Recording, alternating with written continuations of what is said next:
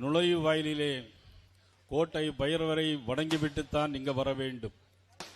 மாண்புமிகு உள்துறை அமைச்சர் அமித்ஷா அவர்கள் கூட பாராளுமன்ற தேர்தலில் வெற்றி பெறுவதற்காக நமது கோட்டை பைரவரை வணங்கித்தான் இங்கே வந்தார்கள்.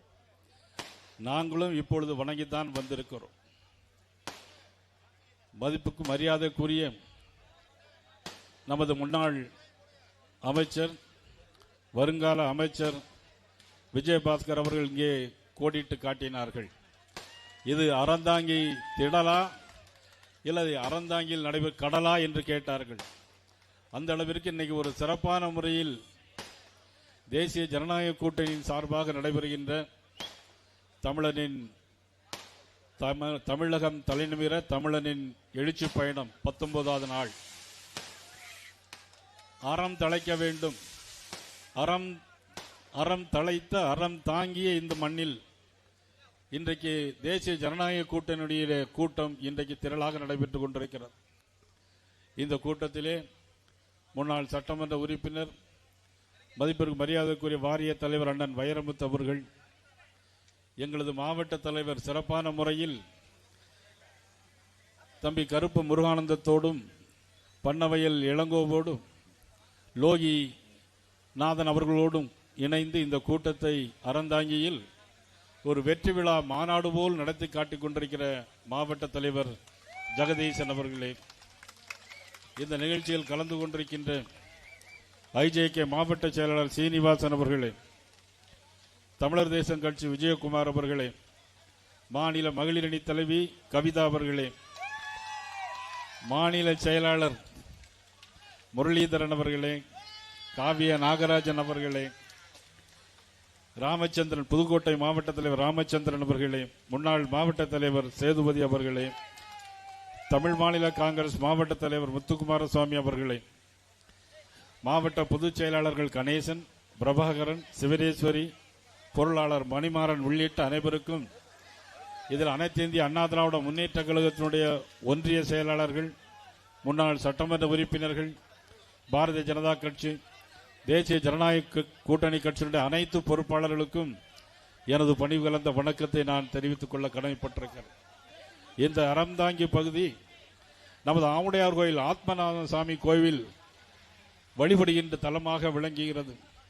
அறந்தாங்கி பகுதி கலை மற்றும் கலாச்சாரம் மிகுந்த பகுதியாக, சோழர்களின் வீரமிக்க இடமாக, பாண்டியர்களின் மகிமைமிக்க இடமாக, இருகுவேல் அரசர்களின் கருணையோடு இந்த பகுதி மக்கள் சிறப்பான வாழ்ந்து வந்த காலங்களும் உண்டு.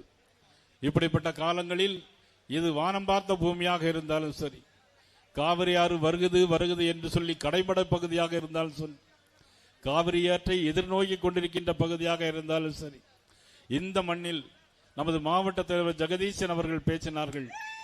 பல்வேறு கோரிக்கைகளை வைத்திருந்தார்கள். இங்கே உள்ள பேருந்து நிலையம், இதை சந்தை பகுதியை பேருந்து நிலையமாக மாற்றுவதற்கு முயற்சிக்கிறார்கள் என்று பேசினார்கள். இனிவரும் காலத்தில் 2.5 மாத காலம் இருக்கிறது. அந்த காலத்தில் ஆட்சி மாற்றம் ஏற்படும். அண்ணன் எடப்பாடி அவர்கள் முதலமைச்சராக வருவார்கள். நிச்சயமாக உங்களுடைய கோரிக்கைகள் அனைத்தும் நிச்சயமாக அது நடைபெறும், நிறைவேற்றி தருவோம் என்பதை சொல்லிக்கொள்ள கடமைப்பட்டிருக்கிறோம். அன்புக்குரிய அமைச்சர் விஜயபாஸ்கர் அவர்கள் பேசும்போது சொன்னார்கள், யார் வர வேண்டும் என்பதுதான் முக்கியமே தவிர அதை காட்டிலும் யார் வரக்கூடாது என்பதில் முக்கியம். அதில் திராவிட முன்னேற்ற கழக அரசு வராது என்பதை கோடிட்டு காட்டினார்கள்.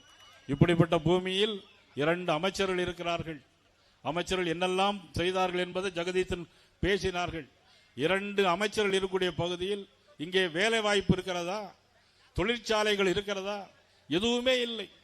4 ஆண்டு கால ஆட்சியில் திராவிட முன்னேற்ற கழகத்தை என்னத்தை செய்தார்கள்? இந்த பகுதி மக்கள் எதிர்பார்த்து நிற்கின்ற இந்த மக்களுக்கு என்ன செய்தார்கள் இவர்கள்? இதெல்லாம் ஒரு கோடிட்டு காட்டிய ஒரு அவல நிலையாக ஒரு எல்இடி ஒரு காட்சி உங்களுக்கு இந்த மாவட்டத்தில் என்னென்ன நடந்திருக்கிறது என்பதை ஒரு எல்இடி காட்சியில் இப்பொழுது நீங்கள் பார்க்கலாம்.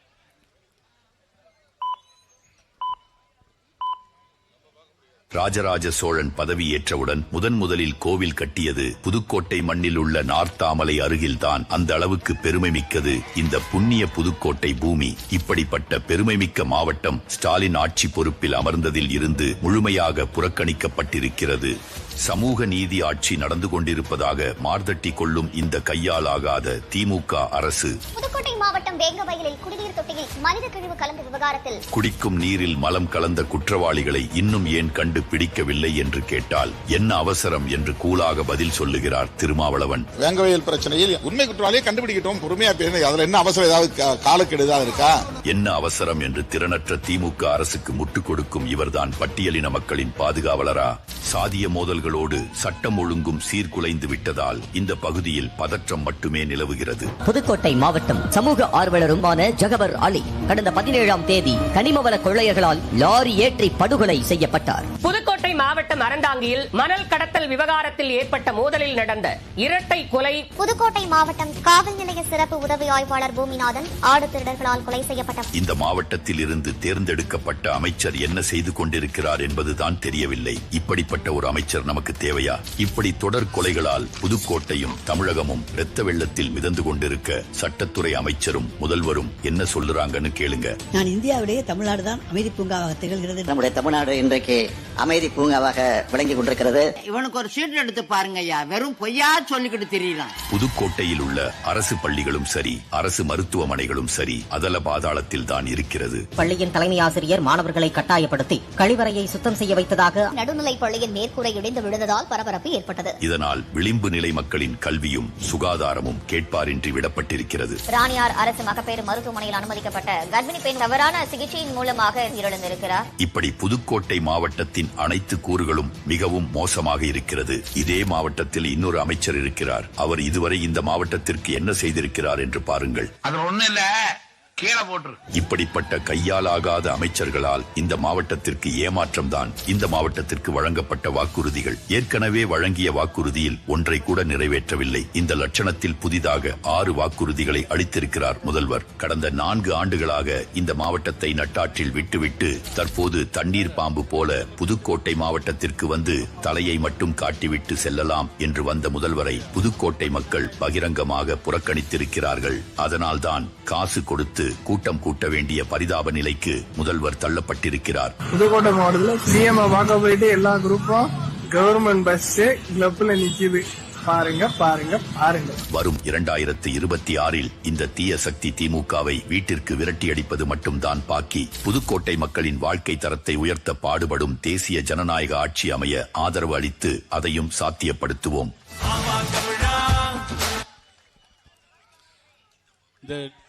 புதுக்கோட்டை மாவட்டத்தில் என்னெல்லாம் நடக்குதுன்னு பார்த்தீங்களா? கல்வியில் சிறந்த தமிழ்நாடு அப்படின்னு சொல்றாங்க. யாரு? நம்மளுடைய முதலமைச்சர் மதிப்புக்குரிய ஸ்டாலின் அவர்கள் கல்வியில் சிறந்த தமிழ்நாடு அப்படின்னு. நம்ம ஊர்லேயே ஒரு பள்ளிக்கூடத்தில் பொன்னகரம் அங்கே வந்து பார்த்தீங்கன்னா எல்லா பிள்ளைகளும் மரத்தடியில் இருக்கு. உங்கள் ஊர் தானா? ஓ, உங்கள் ஊர். அங்கே பள்ளிக்கூடத்தில் எங்கள் பிள்ளைகள் அங்கே மரத்தடியில் தான் படிக்கும்.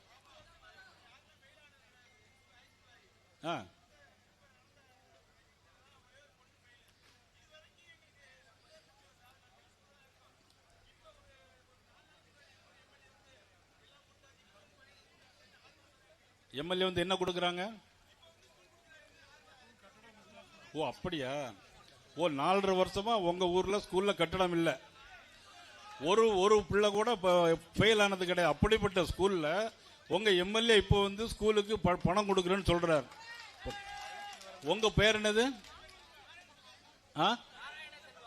நாராயண செல்வகுமார். ஏப்பா, ரொம்ப நீளமா இருக்கு பேர். ஆனாலும் பொன்னகரம் இப்ப இப்படிதான் அந்த ஆட்சி 4 வருஷமும் தேர்தல் வந்துட்டுனா தான் திமுக காரங்க உங்களை வந்து பார்ப்பாங்க. இல்லைன்னா இந்த பக்கம் எட்டியே பார்க்க மாட்டாங்க. தேர்தல் முடிஞ்ச உடனே 1000 ரூபாய் தாரன்னு சொன்னாங்களே, எத்தனை வருஷமா தரல? 2 வருஷமா தரல. எப்ப கொடுத்தாங்க? பாராளுமன்ற தேர்தல் வரும்போது தான் கொடுத்தாங்க. ஏன்னா தேர்தலில் ஓட்டு வேணும். அன்னைக்கு சூழ்நிலை வேறு. இன்னைக்கு நாங்கள்லாம் ஒன்னா இருக்கோம். அன்னைக்கு தனித்தனியா நின்னோம். இல்லைன்னா நாங்க சேர்ந்து இருந்தா அன்னைக்கே 25 பாராளுமன்றம் நாங்க ஜெயிச்சிருப்போம். இன்னைக்கு சேர்ந்து வந்திருக்கோம். நாங்க எல்லாரும் இன்னைக்கு சேர்ந்து வந்திருக்கோம். 234 தொகுதியில் நிச்சயமா நம்ம தான் ஜெயிக்க போறோம். இன்னைக்கு வருகிற வழியில குருவிக்கரம்பை ஒரு கிராமம், குருவிக்கரம்பை ஒரு கிராமத்தில் பார்த்தா அங்க கிராம சபை கூட்டம் நடத்தணும். அந்த கூட்டத்தில் எந்த ஊர்ல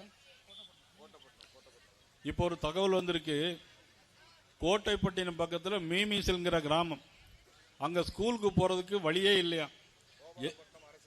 கோபாலப்பட்டினம் அரசு மேல்நிலைப்பள்ளி எல்லாம் இஸ்லாமிய சமுதாயத்தை சேர்ந்தவங்க அதிகமாக வாழ்கின்ற பகுதி. அங்க இஸ்லாமிய பெண்களே இன்னைக்கு எல்லாரையும் போராட்டம் நடத்தியிருக்காங்க. அந்த அளவுக்கு தான் அந்த ஆட்சி. தேர்தல் வந்தால் ஒரு பேச்சு, தேர்தல் வராவிட்டால் ஒரு பேச்சு. இதுதான் திமுகவினுடைய மூச்சு. அவர்களுக்கு ஒரே தேவை, அவருடைய மகன் துணை முதலமைச்சர் உதயநிதி ஸ்டாலின் அவர்களை முதலமைச்சராக்க வேண்டுமே தவிர வேற எந்த நோக்கமும் கிடையாது. இதற்கு அறந்தாங்கி மக்கள் தயாராக விடக்கூடாது என்பதுதான் நாங்கள் இன்றைக்கு இந்த தமிழனின் பயணமாக நாங்கள் உங்களை எல்லாம் சந்தித்து வந்து கொண்டிருக்கோம். வருகிற வழியில குருவிக்கரம்பை கிராமத்தில் கிராம சபை கூட்டம் நடத்தணும். அங்க என்ன சொல்றாங்கன்னா, எல்லாம் தென்னை மரத்தில் ஒரு வாடல் நோய் வருது, வெள்ளை பூச்சி உள்ளது, இதுவரையிலும் இந்த அரசாங்கம் ஒரு நிதி கூட தரவில்லை, எங்களை கண்டுகொள்ளவே இல்லை என்று சொல்லி அந்த அளவுக்கு ஒரு மோசமான சூழ்நிலை. அறந்தாங்கி பகுதியில் இதுவரையிலும் வரலாறு காணாத அளவிற்கு கஞ்சா போதைப் பொருட்கள் எல்லா இடங்களிலும் வித்துக் கொண்டிருக்கிறார்கள். இன்னும் கூட ஒரு பொருள் என்ன, மெத்தபெட்டின் போதைப் பொருள், மெத்தபெட்டமைன், கருப்பு மிருகானத்தோட நல்ல தெரியுது, எனக்கு தெரிய மாட்டேன், மெத்தபெட்டமைன். ஆனா இந்த மாதிரி போதை பொருட்கள் அதிகமாக என்ன ஆகும்னா, தமிழ்நாட்டில் சீரழிவு நோய், நமக்கு நீரிழிவு நோய் மட்டும் இல்ல, தமிழ்நாடே சீரழிவு நோய் மாறி தமிழக மக்கள் மிகவும் பாதிக்கப்படுவார்கள். அந்த அளவுக்கு போதைப் பொருட்கள் எல்லா பிரச்சனைகளும் இருந்து கொண்டிருக்கிறது. அது மட்டுமல்ல, இன்றைக்கு தமிழகத்தில் சட்டம் ஒழுங்கு எங்கேயுமே கிடையாது. உங்க புதுக்கோட்டை மாவட்டம் இரட்டை கொலை நடந்தது புதுக்கோட்டை மாவட்டத்தில், இதுவரையிலும் கண்டுபிடிக்க முடியவில்லை. பள்ளி வகுப்பறையில் தலைமை ஆசிரியரே போதையோடு போகிறார்கள். எல்லா மாணவர்களும் பயந்து போய் நிற்கிறார்கள். கஞ்சா போட்டுக்கிட்டு ஒரு ஸ்கூல் பள்ளி வேன், அதை எல்லாரும் கல்ல தூக்கி வீசுறாங்க. சிறு குழந்தைகள் எல்லாம் கதறி அழுகிறாங்க. இது யாருடைய ஆட்சியில? மதிப்புக்குரிய முதலமைச்சர் ஸ்டாலின் அவருடைய ஆட்சியில தான் நடக்கும். இந்த அளவுக்கு ஒரு மோசமான குடும்பம், இது மோசமான ஆட்சி. தான் வாழ வேண்டும், தன்னுடைய மக்கள் வாழ வேண்டும் என்பதற்காக ஆட்சி செய்கிறது ஒரு திமுக ஆட்சி. நிச்சயமாக இந்த நாட்டை விட்டு துரத்தப்பட வேண்டும். 14 லட்சம் கோடி ரூபாய் மத்திய அரசு தமிழகத்தில் தந்திருக்கிறது. யாருடைய ஆட்சி காலத்தில்? பாரத பிரதமர் நரேந்திர மோடி அவருடைய ஆட்சி காலத்தில். உலகத்திலே மிகப்பெரிய தலைவன் பாரத பிரதமர் நரேந்திர மோடி அவர்கள். இன்றைக்கு விஜயகுமார், நமது விஜயபாஸ்கர் அவர்கள் சொன்னார்கள், அமெரிக்காவுக்கும் ரஷ்யாவுக்கும் சண்டையா? அங்கே பஞ்சாயத்து பேசி முடிப்பதே நமது பாரத பிரதமர் நரேந்திர மோடி அவர்கள் தான். ட்ரம்ப் நம்மளுடைய பொருட்களுக்கெல்லாம் 50% வரி போடுறேன்னு சொன்னார். நீ என்ன 50% வரி போடுறது? என்னுடைய நாட்டு பொருட்களை உன்னுடைய நாட்டுக்கு அனுப்பவே மாட்டேன்னு சொல்லி ரஷ்யா, ஐரோப்பா போன்ற நாடுகளுக்கு நேர டூர் போனார். இங்கிருந்து திருப்பூர்ல எல்லா பொருட்களும் இன்னைக்கு ரஷ்யாவுக்கு ஏற்றுமதி செய்கிறது. நேற்று ஒரு தகவல், அமெரிக்க அதிபர் ட்ரம்ப் உடனே ஒரு செய்தி சொல்லியிருக்க, என்ன சொல்லியிருக்காருன்னா, நாங்க உங்களுடைய நாங்க போட்ட வரியை குறைச்சுக்கிடுதுன்னு சொன்னாங்க. மோடியை பார்த்து பயந்து அமெரிக்க அதிபர் ட்ரம்ப் நாம் போட்ட வரியை குறைச்சுக்கிடுறேன்னு சொல்லக்கூடிய மாபெரும் தலைவர் நரேந்திர மோடி அவர்கள். ஆனால் இங்க தமிழ்நாட்டில் ஏதோ நாங்க இது எங்களுக்கு போட்டி, திமுகவுக்கும் எங்களுக்கு தான் போட்டின்னு சொல்லிட்டு இருக்காங்க சில பேர். அவர்களுக்கு சம்பவம் நடந்தது, கரூர் நடந்த சம்பவம் பிறகு நான் வர்றேன். ஏன்னா இவ்வளவு பெரிய ஒரு கட்சி, அந்த தலைவர் நரேந்திர மோடி அவர்கள், அனைத்து இந்திய அண்ணா திராவிட முன்னேற்ற கழகத்தினுடைய பொதுச் செயலாளர் அண்ணா நீபேஸ் அவர்கள் பேசி அவர்கள் உருவாக்கிய கூட்டணி இந்த தேசிய ஜனநாயக கூட்டணி, வெற்றி பெறக்கூடிய கூட்டணி, தமிழகத்தில் நல்லாட்சி தரக்கூடிய கூட்டணி. இந்த கூட்டணி ஏதோ நயினார் நாகேந்திரனும் விஜயபாஸ்கரும் அண்ணன் வைரமுத்துவும் சேர்ந்து ஆரம்பித்த கூட்டணி கிடையாது. இயற்கையான கூட்டணி, தேசிய தலைவர் உருவாக்கிய கூட்டணி. அனைத்து இந்திய அண்ணா திராவிட முன்னேற்ற கழகம் என்பது மாபெரும் வரலாற்று சிறப்புமிக்க இயக்கம். 1972ஆம் ஆண்டு இதை புரட்சி தலைவர் எம்ஜிஆரால் உருவாக்கப்பட்ட அற்புதமான இயக்கம் அனைத்து இந்திய அண்ணா திராவிட முன்னேற்ற கழகம்.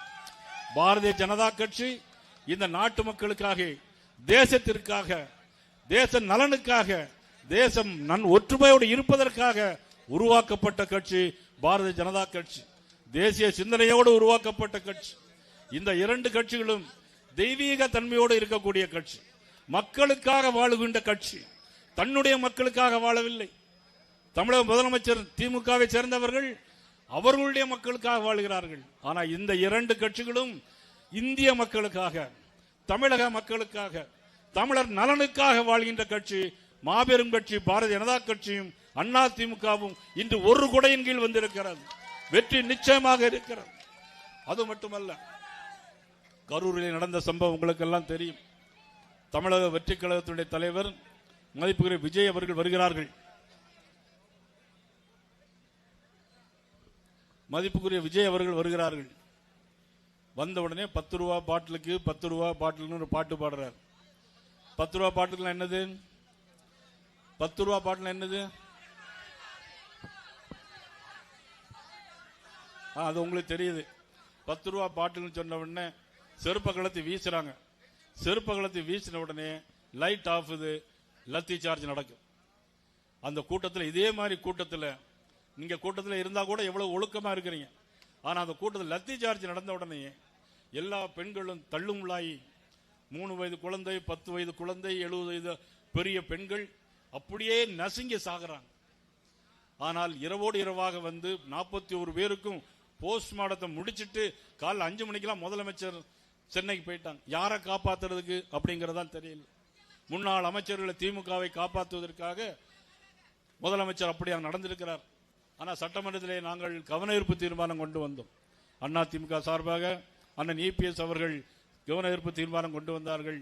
பாரதிய ஜனதா கட்சி சார்பாக நாங்கள் அதை தீர்மானத்தை கொண்டு வந்தோம். அப்பொழுது முதலமைச்சர் பேசுகிறார், கரூரிலே 5 DSP போட்டிருந்தோம், 500 போலீஸ் போட்டிருந்தோம், ஆனா பாதுகாப்பு நமக்கு கொடுத்திருந்தோம் அப்படின்னு சொன்னாங்க.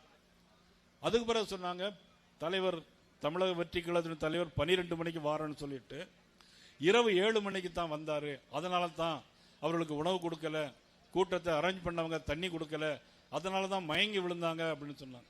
யாராவது மயங்கி விழுந்து சாவாங்களா? மயங்கி விழுந்து ஆஸ்பத்திரி கொண்டு போனா தண்ணி தெளிச்சாலே போறோம். ஆனா மயங்கி விழுந்ததல்ல, லத்தி சார்ஜ் நடத்தினாலையும் கரண்ட் ஆஃப் பண்ணதுனாலையும் அவ்வளவு பேரும் சாக்கடைகள் விழுந்து இறந்து செத்து போனவர்கள் 41 பேர். 41 பேர் செத்து போனாங்க. ஆனால் என்ன நடந்தது? இதுதான் சட்டம் ஒழுங்கு. எங்க பார்த்தாலும் கஞ்சா, போதைப் பொருட்கள், 41 சாவு. கள்ளக்குறிச்சியிலே 65 பேர் கள்ளசாராயம் குடித்து இறந்து போனார்கள். முதலமைச்சர் 10 லட்சம் ரூபாய் எல்லாத்துக்கும் கொடுத்துக்கிறார். இன்னைக்கு குருவி குரம்பில் கேட்டாங்க, விவசாயத்தில் அடிபட்டு கரண்ட்ல இறந்து போயிட்டாக்கி எங்களுக்கு 2 லட்சம் 3 லட்சம் கூட தரமாட்டாங்கிறாங்க. ஆனா கள்ளசாராயம் குடிச்சிட்டா 10 லட்சம் ரூபாய் கொடுக்கக்கூடிய முதலமைச்சர் நம்ம நாட்டில் தான் இருக்காங்கன்ட்டு குருவி குரம்பில் ஏதாவது பேசிட்டு இருந்தாங்க. இந்த அளவுக்கு தான் ஆட்சி. ஆட்சியை தன்னுடைய கண்ட்ரோல் இல்லை. சட்டம் ஒழுங்கு சீரழிந்து கிடக்கு. காவல்துறை எந்த கட்டுப்பாட்டிலும் இல்லை. இன்னைக்கு கூட நேற்று ஒரு காவல் குடியிருப்பில் போய் ஒருத்தனை வெட்டி கொண்டு இருக்கிறாங்க. தெரியுமில்ல உங்களுக்கு? எங்களை விட உங்களுக்கு தான் எல்லாமே ரொம்ப தெரியும், அப்டேட்டா இருக்கிறீங்க எல்லாரும். காவல்துறை குடியிருப்பு, காவல் குடியிருப்பில் போய் வெட்டி கொண்டு இருக்கிறாங்க. கோவையிலே கவர்மெண்ட் பாலிடெக்னிக் பின்னாடி, ஏர்போர்ட்டுக்கு பின்னாடி ஒரு ஆணும் பெண்ணும் தனியா இருந்திருக்கிறாங்க. அந்த ஆணை அருவாளெல்லாம் வெட்டிட்டு பெண்ணை கடத்தி கூட்டிட்டு போய் 11 மணியிலிருந்து 4 மணி வரையிலும் கதற கதற பலாத்காரம் செய்திருக்கிறார்கள். இதுவரையிலும் கண்டுபிடிக்கல. ஆனா சுட்டு பிடிச்சாங்க. யாருன்னா இதுவரையிலும் யாருக்கு உண்மையான குற்றவாளி என்று தெரியல. ஆனா உண்மையான குற்றவாளியை கண்டுபிடிக்கணும். எப்படி கண்டுபிடிச்சிருக்கணும்? அந்த பெண்ணையும் ஆணை நிப்பாட்டி அந்த பரேடு பண்ணி இவன் குற்றவாளியா இவன் குற்றவாளியா யாருன்னு கண்டுபிடித்து அதற்கு பிறகு சுட்டா பரவாயில்ல. யாரையோ 3 பேரை காலில் சுட்டு பாவம் உள்ள இருக்கிறாங்க. இதே மாதிரி தான் இன்னைக்கு பல்லடத்தில் 3 பேரை வீட்டில் பூந்து வெட்டி கொண்டாங்க. காரணம் கஞ்சா போதைப் பொருள். பல்லடத்தில் 3 பேரை வெட்டி கொண்டாங்க. ஆனா அதுலயும் உண்மையான அக்யூஸ்ட கண்டுபிடிக்கல. வேற இடத்துல சுட்ட ஆளை தான் போய் கண்டுபிடிச்சு அக்யூஸ் சொல்லி சொன்னாங்க. இந்த அளவுக்கு இன்னைக்கு ஒரு மோசமான ஒரு சூழ்நிலை இன்னைக்கு போய் கொண்டிருக்கிறது. இன்றைக்கு கூட இன்னைக்கு அமைச்சர் சேகர்பாபு, அறநிலைத்துறை அமைச்சர், எங்க எல்லாருக்கும் ரொம்ப நண்பர். சட்டமன்றத்தில் நல்லபடியா பேசுவோம், நாங்க கேட்கிற கோரிக்கையெல்லாம் பண்ணி தருவார். இன்னைக்கு தான் வாய் திறந்து பேசியிருக்காரு. என்ன பேசியிருக்காருன்னா, நயினார் நாகேந்திரனுக்கு பதவி நாட்கள் எண்ணப்படுகிறது, நாங்கள் எங்களுக்கு ஒன்றும் இல்லை அப்படின்னு சொல்லியிருக்கார். நான் ஏற்கனவே காலையில் புதிய தலைமையில் பேட்டி கொடுத்தேன். உண்மைதான், எனக்கு என்னுடைய பதவி காலம் எண்ணப்படுகிறது. எந்த கட்சியிலும் இல்லாத அளவிற்கு பாரதிய ஜனதா கட்சியில் மட்டும் ஒருத்தருக்கு 3 ஆண்டுகள் தான் பதவி. நயினார் நாகேந்திரனா இருந்தாலும் சரி, கருப்பு முருகானந்தமாக இருந்தாலும் சரி, 3 ஆண்டுகள் தான் பதவி. எனக்கு ஏற்கனவே 6 மாசம் முடிஞ்சிருச்சு. இன்னும் 2.5 வருஷம் இருக்கு. ஆனா சேகர்பாபுக்கு இன்னும் 2.5 மாசம் தான் இருக்கு. சேகர்பாபுக்கு இன்னும் 2.5 மாசம் தான் இருக்கு. என்னுடைய நண்பர் தான், ராத்திரி கூட போன்ல கூப்பிட்டு பேசுவோம். ஏன் இப்படி பேசன்னு கேட்பார். அவர் இருக்கிற கட்சி வேறு, நான் இருக்கிற கட்சி வேறு, கொள்கை வேறு. அவர் அதிமுகவில் இருக்கும் பொழுது நாங்கள் நண்பர்கள். பிறகு அதிமுக திமுகவுக்கு போயிட்டார் அவர். பிறகு நான் அதிமுக நான் பிஜேபி பாரதிய ஜனதா கட்சிக்கு வந்துட்டேன். இருந்தாலும் இப்பொழுது எல்லாருமே சட்டமன்ற உறுப்பினர்கள். நான் அறந்தாங்கியில் சொல்லுகிறேன், சேகர்பாபு அவர்களே, எனக்கு என்னுடைய பதவி 2.5 ஆண்டு காலம் உறுதி. ஆனால் உங்களுக்கு 2.5 மாதம் காலம்தான். வீட்டுக்கு போகின்ற நாள். Countdown start to the DMK ruling. Countdown start. Mister MK. Stalin முதலமைச்சர் அவர்கள் கவுண்ட் டவுன் ஸ்டார்ட் திமுக மந்திரி சபைக்கு. ஏற்கனவே அண்ணன் எடப்பாடி அவர்கள் எல்லாரும் சொல்லிட்டு இருக்காங்க, bye bye Stalin, bye bye Stalin. நான் சொல்லல, அண்ணன் இபிஎஸ் அவர்கள் சொன்னார். அவர்கள் சொன்னாலும் நான் சொன்னால் ஒண்ணுதான். இருந்தா கூட இன்றைக்கு இந்த ஆட்சி வேண்டுமா வேண்டாமா? இவ்வளவு ஒரு மோசமான ஆட்சி என்னெல்லாம் நடைபெறும் என்பது இன்னொரு வீடியோவில் நீங்க பாருங்க. நான் திருப்பி பேசுறேன். புதுக்கோட்டை மக்களின் உள்ளக்குமுறல். திமுக ஆட்சிக்கு வர்றது தமிழ்நாட்டை சுரண்டணும், தமிழ்நாட்டை அழிக்கணும். இதுதானே திமுக கொள்கை. அப்புறம் என்ன 4.5 வருஷம் ஆட்சி என்ன 10 பைசாவுக்கு புண்ணியம் இல்ல. பொதுமக்களுக்கு உண்டான ஆட்சி கட்சியும் இல்ல. அது திமுக ஆட்சி சரியில்லை. டோட்டலா இந்த அரசு எடுத்துக்கிட்டீங்க டோட்டல் ஃபெயிலியர். முழுக்க திமுக காரன் கொள்ளடிக்கிற கும்பல் தான். நீட் தேர்வு ஒழிக்கிற என்னடா ரகசியம் இருக்குன்னு போய் பேசினாரு. இன்னைக்கு அந்த முகவரையை கொண்டு போய் எங்க வச்சுக்காரு உதயநிதி. நீட் இன்னைக்கு வந்ததுனால இன்னைக்கு எத்தனை தூய்மை பணியாளர் பிள்ளைங்கள்ல இருந்து இல்லாத ஏழை குடும்ப டிரைவர் எவ்வளவு கஷ்டப்படுற குடும்பத்துல எத்தனை பிள்ளைங்க டாக்டர் வந்து புதுக்கோட்டை மாவட்டத்தில் வந்து கணக்கெடுக்கிறீங்களா? அந்த ஆட்சி தான். அந்த ஆட்சியை பத்தி நம்ம சொல்லவே வேண்டியது பாத்துக்கிட்டு இருக்கோமே. பாதுகாப்பே கிடையாது. என்ன பாதுகாப்பு? சின்ன வயசு பிள்ளை எல்லாம் தூக்கிட்டு போறாங்க. ஸ்டாப்லனாலும் வந்து நிப்பாட்டி ஏத்த மாட்டேங்கிறாங்க. ஃப்ரீங்கறனால ஏத்த மாட்டேங்கிறாங்க. கேட்டா ஏறும் போங்கமாங்கறாங்க. ஒருத்தரும் சந்தோஷமா இல்ல. மழை பெஞ்சா அப்படியே தண்ணி நிக்குது. போய் குளமா இருக்கு. இந்த உங்க பக்கத்திலே பாருங்க. காவாக்கில அவ்வளவு வாடகை அடிக்குது. உங்களுக்குள்ள இருக்கவே முடியல. கோழி கழிவு, அங்கிட்டு மீன் கழிவு எல்லாமே இதுல தான் வருது. 1000 ரூபாய் போனா நிறைய பேருக்கு கொடுக்கல. கட்சி பாகுபாடு பார்த்து டிஎம்கே உள்ளவங்களுக்கு கொடுக்கறாங்க. நிறைய பெண்களுக்கு வரல. அந்த 1000 ரூபாய் நிப்பாட சொல்லுங்க. யாருக்குமே கொடுக்க விலைவாசியை கம்மி பண்ண சொல்லுங்க. 1000 ரூபாய் வாங்க அடிச்சு புடிச்சு புடிங்க ஒயின் ஷாப் கொடுத்துறாங்க. அவ்வளவுதான் நடக்குது. ஒயின் ஷாப் எடுக்கணும் ஊருக்கு ஒதுக்கா போல எடுத்தாங்க. ஆனா ஊருக்குள்ளேயே 5 இருக்கு. கனிமொழி அம்மா தேர்தலில் சொன்னாங்க, இருக்கிற இளம் விதவைகள் பூரா உருவாயிட்டு இருக்காங்க. அம்மா சொல்லுது, இன்னைக்கு திமுக ஆட்சியில சாராயத்துக்கு பதிலா என்ன பஞ்சாமிரதமா கொடுத்துட்டு இருக்காங்க. விடிய ஆட்சி 5 ஆண்டுகள்ல விவசாயிகளுக்கு எதுவுமே செய்யல. விவசாயம் நஷ்டமாகுது, இவ்வளவு தள்ளுபடி பண்ணி இவ்வளவு தர்றான் அப்படின்னு சொல்றதான் கேள்வி. டிவில சொல்றதான் கேள்வி. ஆனா வந்த பாடு இல்ல. ஊருக்கு ஊரு சாராய கடை திறக்க தெரிஞ்ச உங்களுக்கு ஒரு நெல்லு குடோன் கட்ட முடியாதா? சோளம் அடிக்கிற சீசன், மழை பெய்யுது, எங்க கொண்டு போய் விவசாயி நெல்லை வைப்பான்? இவங்க இருந்தா நாங்கெல்லாம் எங்கேயாவது ஊரை காலி பண்ணிட்டு அதர் ஸ்டேட்டுக்கு போக வேண்டியதான். கண்டிப்பா மாற்றம் வேணும். காவிரி குண்டாறு இணைப்பு திட்டம் நம்ம புதுக்கோட்டை மாவட்டத்துக்கு கொண்டுகிட்டு வர்றதுக்காக நிறைய நடந்துச்சு. அதையும் இப்ப திமுக ஆட்சி வந்ததுக்கு அப்புறம் அது பாதியோட நிப்பாட்டிட்டாங்க. நான் ஒரு விவசாயியா சொல்றேன், மாற்றம் இல்லைன்னா விவசாயி டோட்டலா வாழ முடியாது. நமக்கு நல்ல ஆட்சி மாற்றங்கள் வந்தா நமக்கு நல்லா இருக்கும். தமிழ்நாட்டுல வந்து மாற்றம் வேணும் கண்டிப்பா. இந்த 2026 தேர்தல்ல தக்க பதிலடி கொடுப்பார்கள். இந்த வீடியோ பார்த்தீங்களா? இதுதான் ஒரு நிலைமை. காவிரி ஆறு நமது பக்கத்து ஊருக்கு வரைக்கும் வருகிறது. ஆனால் அறந்தாங்கி மண்ணுக்கு கிடைக்கவில்லை. இதற்காக ஒரு திட்டம் போட்டார் முன்னாள் முதலமைச்சர், அண்ணா திராவிட முன்னேற்ற கழகத்தினுடைய பொதுச் செயலாளர் அண்ணன் எடப்பாடி அவர்கள். திட்டம் எவ்வளவு தெரியுமா? 7000 கோடி ரூபாய். அன்றைக்கு அமைச்சரவையில் இருந்தது, வாரிய தலைவராக இந்த பகுதியில் இருந்தது அண்ணன் வைரமுத்து அவர்களும் மதிப்புக்குரிய விஜயபாஸ்கர் அவர்களும். 7000 கோடி ரூபாய்க்கு காவிரி வைகை இணைப்பு திட்டம். காவிரி வைகை இணைப்பு திட்டம் காவிரி வைகையிலிருந்து குண்டாறிலிருந்து மலட்டார். இது ராமநாதபுரம் பகுதி மக்களுக்கும் அது பொருந்தும். ஏற்கனவே நாங்கள் இந்த திட்டத்தை வைத்திருந்தோம். நான் பாராளுமன்ற தேர்தலில் போட்டியிட்ட நேரத்தில் இது மாதிரியான கோரிக்கைகளை வைத்திருந்தோம். ஆனால் இன்று 4 ஆண்டு கால இந்த ஆட்சியில் எதுவுமே செய்ய முடியவில்லை. 7000 கோடி ரூபாய் திட்டத்தை கிடப்பில் போட்டுவிட்டு தன்னுடைய மக்களுக்காக ஆட்சி செய்திருக்கின்ற ஆட்சி தான் இந்த திராவிட முன்னேற்ற கழக ஆட்சி. இது வீட்டுக்கு அனுப்பப்பட வேண்டுமா வேண்டாமா என்பதை அறந்தாங்கி மக்கள் நீங்கள் தான் சொல்ல வேண்டும். அனுப்ப வேண்டும்.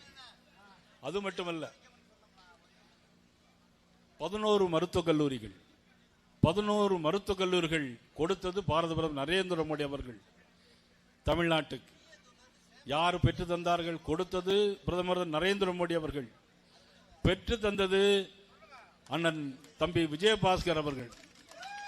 சுகாதாரத்துறை அமைச்சராக இருக்கும் பொழுது 11 மருத்துவக் கல்லூரி.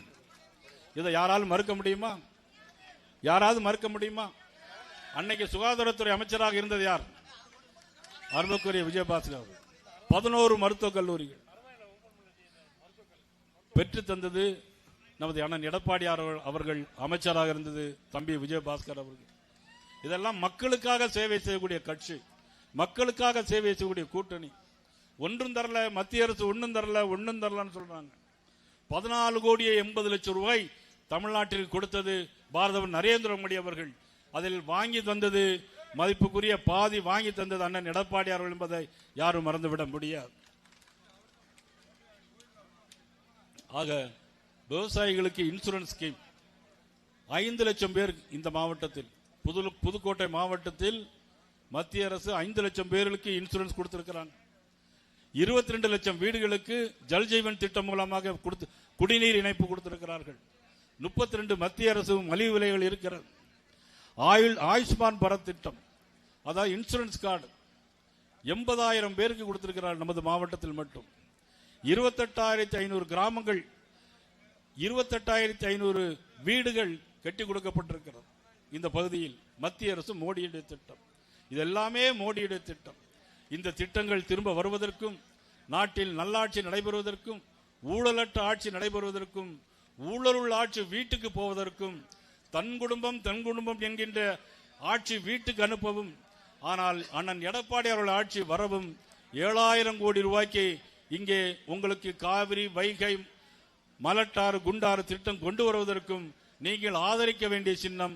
இந்த தொகுதியில் எந்த சின்னம் நிற்கிறதோ, தாமரை சின்னம் நிற்கிறதோ, இரட்டையில சின்னம் நிற்கிறதோ, எந்த சின்னம் நின்னாலும் இந்த மாவட்டத்தில் 6 சட்டமன்ற தொகுதிகளில் மறவாமல் நீங்கள் தாமரை, இரட்டையில சின்னம், தோழமை கட்சியின் சின்னத்தில் வாக்களிக்க வேண்டும் வேண்டும் வேண்டும் என்று உங்கள் அனைவருடைய பாதம் தொட்டு நான் கேட்டுக்கொள்வதோடு, மிகவும் சிறப்பான முறையில் ஏற்பாடு செய்த உங்கள் அனைவருக்கும் நன்றியை தெரிவித்துக் கொண்டு, தீயத்தூர் டு செங்கோட்டை ரோடு மிகவும் மோசம், சேமங்கோட்டை, தீயத்தூர் டு சேமங்கோட்டை ரோடு மிகவும் மோசமாக இருக்கிறது. மற்றும் அறந்தாங்கி டு பஞ்சாயத்து ரோடு மிகவும் மோசமாக இருக்கு என்று சொல்லியிருக்கிறார்கள். எல்லா ரோடுகளும், எல்லா சாலைகளும் நிச்சயமாக உங்களுக்கு 2.5 மாதம் கழித்து வருகின்ற தேர்தலில் 2026 பிறகு மாற்றம் ஏற்படும். மாற்றம் ஏற்பட்ட பிறகு அனைத்து நன்மைகளும் உங்களை வந்து சேரும் என்று சொல்லி வாய்ப்புக்கு நன்றி கூறி விடைபெறுகிறேன். நன்றி, வணக்கம்.